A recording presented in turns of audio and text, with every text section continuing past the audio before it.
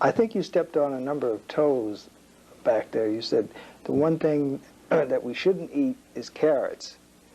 And a lot of people who are trying to change their diet and go into a more healthy diet, one of their mainstays, I know I, for one, did this a few years ago, carrot and carrot juice was one of my mainstays. And I'm sure that there are going to be a number of people that are going to be highly upset with that statement of not eating any carrots at all.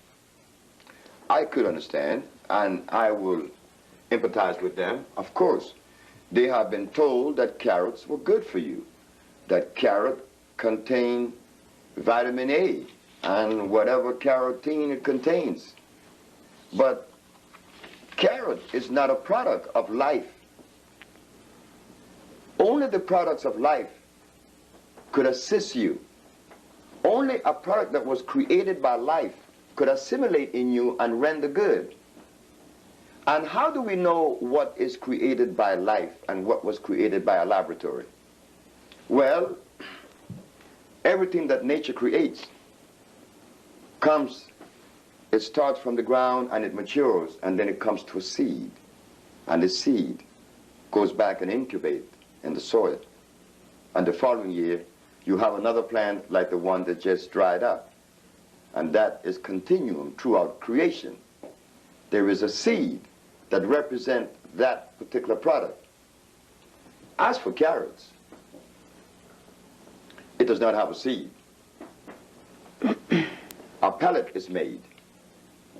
I gave a lecture on WLIB, and they disagree with me at WLIB, and the public disagreed with me.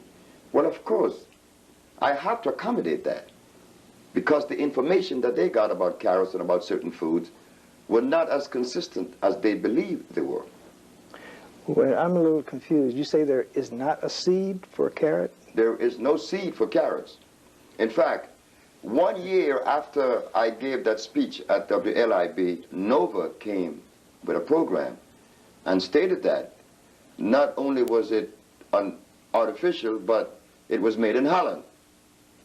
I didn't know it was made in Holland, but I knew it was artificial because, you see, I am one that could not have drawn his premise or his material from the quantum theory.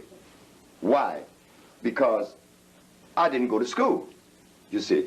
By not going to school, naturally, I had to draw from a different premise, from a different perspective, I mean.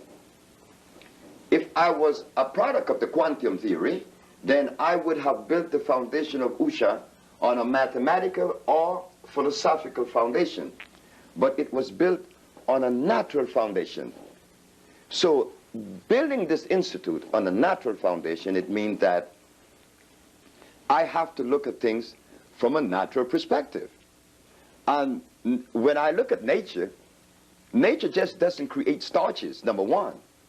And nature reproduces herself without the aid of a man. Of course, I make that statement.